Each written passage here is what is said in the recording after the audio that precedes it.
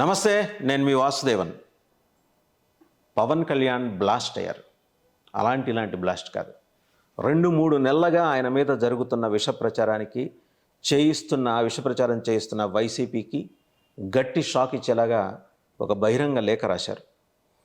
YCP ఓటమి కళ్ళెదుట కనిపిస్తోంది, అందుకే కొందరు కాపు పెద్దల్ని వైసీపీ రెచ్చగొడుతోందంటూ నేరుగా రంగంలోకి దిగారు. యుద్ధాలు దాక్కొని చేయటం కాదు, నేరుగా చేయండి ఒక ఓపెన్ ఛాలెంజ్ ఇలా విసిరారు పవన్ కళ్యాణ్. నేను గౌరవించే కాపు పెద్దలు నన్ను దూషించిన దీవెనలుగానే స్వీకరిస్తానంటూ వినమ్రంగా హరిరామ జోగయ్య గారి లాంటి వారికి పట్ల తనకున్న భక్తి ప్రపత్తులను నిరూపించుకున్నారు. నన్నెంతగా దూషించినా వారికి జనసేన వాకిలి తెరిచే ఉంటుంది అని. కాపులకు రిజర్వేషన్ ఇచ్చేది లేదని కరాఖండిగా చెప్పి కాపుల్నే పావులుగా వాడుకునే వ్యక్తిని ముందుగా ప్రశ్నించండంటూ జగన్మోహన్ రెడ్డిపై తన సైన్యాన్ని యుద్ధానికి సిద్ధం చేశాడు. కుట్రలు కుయుక్తులతో అల్లిన వైసీపీ వలలో చిక్కుకోవద్దనే కాపు పెద్దలకు నా విన్నపం. ఈ లెటర్ రాయటానికి వెనకాల పవన్ పడిన మదనం ఒకసారి మనం చూడాలి. అంటే రిపీటెడ్గా ఆయన టార్గెట్ చేస్తూ కాపు సంఘాల ఆధ్వర్యంలో ఇటీవల కాలంలో జరుగుతున్న కుల సమావేశాలు లేకపోతే వన సమారాధనలు కార్తీక మాసం దగ్గర నుంచి పడితే ఈ రోజు వరకు ఎక్కువ గుంటూరు జిల్లాలోనే 7 జరిగినాయి, విజయవాడలో 4 జరిగినాయి, గోదావరి జిల్లాలో 15 జరిగినాయి. ఇవన్నీ ఆయన దృష్టికి వచ్చాయి. అవి ఎవరు ఆర్గనైజ్ చేస్తున్నారు? వైసీపీ ఆర్గనైజ్ చేస్తుంది. ఎవరు స్పాన్సరు అనేది కనుక చూస్తే ఖచ్చితంగా దాని వెనకాల అంబటి రాంబాబు గారి హస్తం ఉందనేది పవన్ కళ్యాణ్కు ఉన్న సమాచారం. సో ఈ సమాచారాన్ని బట్టి ఆయన ఒక నిర్ణయం తీసుకున్నారు, మనం లెటర్ రాయాలి. అలాగే విపరీతంగా ఆయన్ని ట్రోల్ చేస్తూ వాంటెడ్గా జనసేనని బీలిటిల్ చేస్తూ జరుగుతున్న ప్రచారానికి కూడా ఆయన ఒక ఫుల్ స్టాప్ పెట్టాలనుకున్నారు.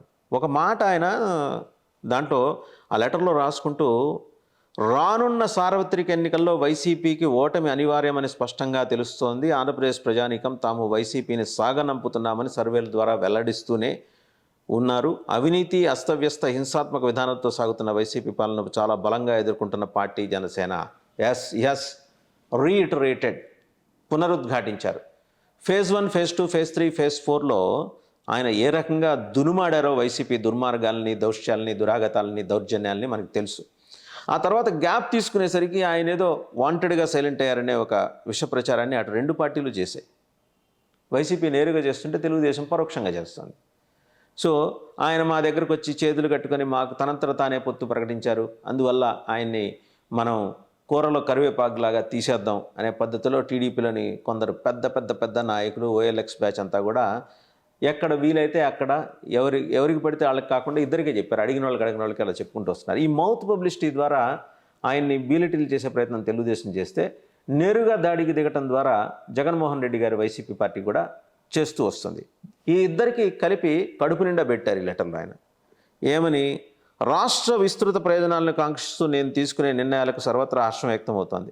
జనసేన ఆవిర్భావం నుంచి నేటి వరకు ఆంధ్రప్రదేశ్ ప్రజల ప్రయోజనాల కోసమే అడుగులు వేస్తున్నానని అందరికీ తెలుసు. ఎస్సీ, ఎస్టీ, బీసీ కులాల సాధికారికతో పాటు అగ్ర కులాల్లోని పేదలకు అండగా నిలిచి వారి ఆర్థిక ఉన్నతికి దోహదపడాలన్నదే నా ఉద్దేశం. కులాల్ని కలుపుకుని వెళ్ళే సిద్ధాంతం గురించి ఆయన చెప్పారు. కులాల్ని కలిపే ఆలోచన విధానంతోనే అందరూ ఒక తాటి పైకి రాగలని విశ్వసిస్తాను. తూర్పు కాపు, మత్స్యకార, శెట్టి బలిజ, గౌడ, కొప్పుల వెలమ, పద్మశాలి, దేవాంగ, విశ్వబ్రాహ్మణ, నాయి బ్రాహ్మణ, రజక, కాళంగ, వడ్డెర లాంటి బీసీ కులాలు, సంఖ్యాబలం లేని ఎంబీసీలు, మాలా, మాదిగ, రెల్లి, ఎస్సీ ఉపకులాలు, ఎస్టీ కులాలను కలుపుకుని అడుగులు వేసే సమర్థత కాపులకు ఉంది కాబట్టి పెద్దన్న పాత్ర తీసుకోవాలని కోరాను. పెద్దన్న పాత్ర అంటే ఏంటని ఆయన్ని గేలి చేస్తూ అడిగారు కదా. వాళ్ళందరికీ బహుశా బ్రేక్ఫాస్ట్, లంచ్, డిన్నర్ 3 కలిపి ఒకేసారి పెట్టేశారు ఆయన. అంటే అంత పీకల్లాగా పెట్టేశారు. ఇక వాళ్ళు మాట్లాడటానికి నోరు రాదు. అలాగే అందుకు అనుగుణంగా కాపు యువత, మహిళలు, విజ్ఞులు నడుం బిగించారు. కులాలు, వర్గాల మధ్య ఎన్ని అపోహలున్నా ప్రజలందరికీ కనీస అవసరాలు, కనీస ప్రయోజనాలు సాధించుకునే క్రమంలో అందరూ కలిసి నడవాలి. సో ఇంత క్లారిటీ అండి, ఇంత ఎవరైనా ఇవ్వగలరా? ఇంకా ఎమర్జెన్సీ సమయంలో అప్పటి పాలకపక్షాన్ని నిలువరించి దేశ ప్రయోజనాల కోసం అన్ని పార్టీలు ఏకతాటిపైకి వచ్చాయి. అదే రీతిలో ఆంధ్రప్రదేశ్ రాష్ట్ర ప్రయోజనాలను దృష్టిలో ఉంచుకుని వైసీపీ వ్యతిరేక ఓటు చెల్లకూడదని ప్రకటించి నేను మొదలుపెట్టిన ఒక కార్యాచరణ వైసీపీకి, ఆ పార్టీని నడిపే నాయకుడికి కంటగింపుగా మారింది. Yes, very true. చాలా స్పష్టంగా చెప్పారు. జనసేనకు శాసన వ్యవస్థలో స్థానం లేకపోయినా ప్రజా జీవనంలో బాధ్యత కలిగిన ప్రతిపక్షంగా నిలిచినందుకే ఎన్నో దాడులు, దిగజారిన విమర్శలు చేస్తోంది వైసీపీ. అసభ్యకర దూషణలకి దిగి వ్యక్తిత్వ హననానికి పాల్పడ్డ తట్టుకొని నిలబడుతూనే ఉన్నాం. ఫ్యాక్ట్. అన్ని సామాజిక వర్గాల్లో నిర్దిష్టమైన శాతం, కాపు సామాజిక వర్గంలో బలమైన శాతం జనసేనకు అండగా ఉండటం వైసీపీకి జీర్ణం కావటం లేదు. Very true.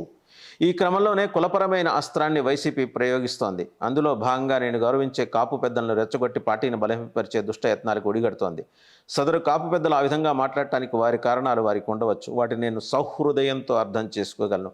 ఎక్కడ ఆయన రెచ్చిపోయి మాట్లాడట్లా, సహనంతో మాట్లాడుతున్నారు. పవన్ కళ్యాణ్ సహనాన్ని చేతకాని తరంగా తీసుకోవద్దని లెటర్ ద్వారా ఆయన చెప్పారు. వారి దూషణలను నేను దీవెనలుగా తీసుకుంటానని తెలియజేస్తున్నాను. ఇంకొక స్పష్టమైన క్లారిటీలో కూడా మరింత స్పష్టత ఏమి ఇచ్చారంటే, ఆంధ్రప్రదేశ్ రాష్ట్రంలో జరగబోయే అభివృద్ధిలో కాపులు ఖచ్చితంగా పెద్దన పాత్ర పోషించాలని నేను బలంగా విశ్వసిస్తాను. రాష్ట్రంలో పట్టాలు తప్పిన పాలన సరిదిద్దే క్రమంలో కాపు సామాజిక వర్గం ఒక గురుతర బాధ్యత వహించబోతోంది. రానున్న సార్వత్రిక ఎన్నికల్లో జనసేన, తెలుగుదేశం పొత్తుకి శ్రీ నరేంద్ర మోదీ ఆశీస్సులు ఉన్నాయి. ఆశీస్సుతోనే రాష్ట్ర అభివృద్ధి కోసం రెండు పక్షాలు ఒక విశ్వసనీయ పొత్తుతో అడుగులు వేస్తున్నాయి. ఎస్, యువగళం సభలో ఆయన పాల్గొన్నప్పుడు మీ ఆశీస్సులు కావాలి, కేంద్ర పెద్దల ఆశీస్సులు కావాలని కోరుకుంటానన్నాను అని చెప్పారు. అడిగారు ఆ రోజు. ఈరోజు ఆశీస్సులు ఉన్నాయని చెప్పారు. అంటే బీజేపీ వైపు నుంచి ఆయన క్లారిటీ తీసుకున్నారు. జనసేన టీడీపీ పొత్తుకు సంబంధించి. సో ఇందులో ఏమి దాగుడు మూతలు లేవు, దాపరికాలు లేవు, దాక్కోటాలు లేవు, షార్ట్ నుంచి మాట్లాడటాలు లేవు. నేరుగా చెప్పారు. ధైర్యం ఉంది కాబట్టే పవన్ కళ్యాణ్కి అలా చెప్పారు. ఇక ఇంకొక మాట, ఆయన ఈ క్రమంలో నేను ఏ నిర్ణయం తీసుకున్నా, ఏం మాట్లాడినా అందుకు బలమైన హేతువు ఉంటుంది. అయ్యా మీకు డౌట్స్ ఉన్నాయి అడగండి. బట్ ఆయన ఏం చెప్పారు, నేను నిర్ణయం తీసుకుంటే దానికి ఒక కారణం ఉంటుంది, హేతు ఉంటుందని చెప్పారు. దూరదృష్టితో దీర్ఘకాలిక రాష్ట్ర ప్రయోజనాన్ని లక్ష్యించి పనిచేస్తాను. ఈ ఒక్క మాట చాలు. ఈ లెటర్ ఆయనే రాశారండి చెప్పడానికి. లక్ష్యించి అనే పదాన్ని ఆయన తరచూ వాడుతుంటారు. సో సాధారణంగా ఏంటంటే పార్టీల అధ్యక్షులు, జనరల్ సెక్రటరీస్ వాళ్ళు పిఏలో లేకపోతే వాళ్ళ నాలెడ్జ్ సెంటర్లో ఇస్తే దానికన్నా సంతకాలు పెడతారు. బట్ వేరాస్ పవన్ కళ్యాణ్ సొంతంగా ఈ లెటర్ రాశారు. ఇది చాలా స్పష్టం. ఆయన ఆలోచనల్ని చాలా దగ్గర నుంచి గమనించిన వాడిగా చెప్తున్నాను. అండ్ రెండోది, అవి అప్పటికప్పుడు కంటికి కనిపించకపోవచ్చు. నేను లక్షించినవి, ఆశించినవి నెరవేరిన రోజున నన్ను అపార్థం చేసుకుని ఈ క్షణం దూషిస్తున్న కాపు పెద్దలు ఖచ్చితంగా హర్షిస్తారు. కాపు రిజర్వేషన్ పోరాటాన్ని హింసాత్మకంగా మార్చిన మాస్టర్ క్రిమినల్ బ్రెయిన్ ఆ తర్వాత ఎటు మళ్ళిందో కాపు సామాజిక వర్గం గ్రహించింది. Nothing but Mudragada Padmanabham. ఆయన ఎటు మళ్ళారో చాలా స్పష్టంగా చెప్పారు. Master criminal brain. ఎప్పుడూ కూడా పవన్ కళ్యాణ్ మాటల్లో హుందాతనం ఉంటుంది, సంస్కారం ఉంటుంది. సంస్కారం కొద్దీ మాస్టర్ క్రిమినల్ బ్రెయిన్ అని వాడారు, కానీ వారికి మళ్ళీ దిగజారి నోరు జారలేదు ఎక్కడ. పవన్ కళ్యాణ్ సంస్కారం ఇది. కాపులకు రిజర్వేషన్ ఇచ్చేది లేదు అని కాపులకు బలమైన జిల్లా అని అందరూ భావించే తూర్పుగోదావరి జిల్లా వెళ్లి జగ్గంపేటలో కరాఖండిగా ప్రకటించిన జగన్ రెడ్డిని కాపు పెద్దలు ప్రశ్నించాలి. కాపు కార్పొరేషన్కి నిధులు కేటాయింపు ఏమైందో నిలదీయాలి. సంక్షేమ పథకాల ద్వారా కాపులకు వెళ్లే లబ్ధిని కూడా కాపు రిజర్వేషన్ లెక్కలో చూపించడం ఏమిటని అడగటం. ఈడబ్ల్యూసీ రిజర్వేషన్లో కాపులకు ఇచ్చిన కోటాను తొలగించిన వ్యక్తిని ప్రశ్నించాలి. చాలా స్పష్టంగా చెప్పారు. సో ఆయన వెరీ క్లియర్. వాళ్ళ పొత్తుకు సంబంధించి క్లియర్. బీజేపీ నుంచి క్లారిటీ తీసుకున్నారు, బీజేపీ నుంచి ఆశీస్సులు తీసుకున్నారు, నరేంద్ర మోడీ గారి నుంచి ఆశీస్సులు తీసుకున్నారు. And master criminal brain Mudragada వెనక నడిపిస్తున్న వాళ్ళని, ముద్రగడని ఆయన వెనక ఆయనతో ఈ నడిపిస్తున్న వాళ్ళందరినీ కూడా ఏకి పారేశారు. చాలు కదా. సో పవన్ కళ్యాణ్, మీరు ఆలస్యంగానే సరే క్లారిటీ ఇచ్చారు. క్లారిటీ ఇవ్వాల్సిన ఇంకొక కష్టం ఉంది. దాని మీద కూడా క్లారిటీ ఇచ్చేయండి. జనం మిమ్మల్ని ఆశిస్తారు. మేమందరము, మాబోటి వాళ్ళందరము సామాన్యులము, జ్ఞానలేమితో బాధపడే వాళ్ళము. అందరికీ ఆలోచన ఒకటి ఏంటంటే, మేమందరం 88% ఉన్న తాడిత పీడిత బడుగు బలహీన వర్గాలు, విస్మృత సామాజిక వర్గాల నుంచి వచ్చిన ఒక సామాన్య వ్యక్తిగా నాకు కూడా వాళ్ళందరితో పాటు సందేహం ఉంది. అది కూడా క్లారిటీ ఇచ్చేస్తే బాగుంటుంది.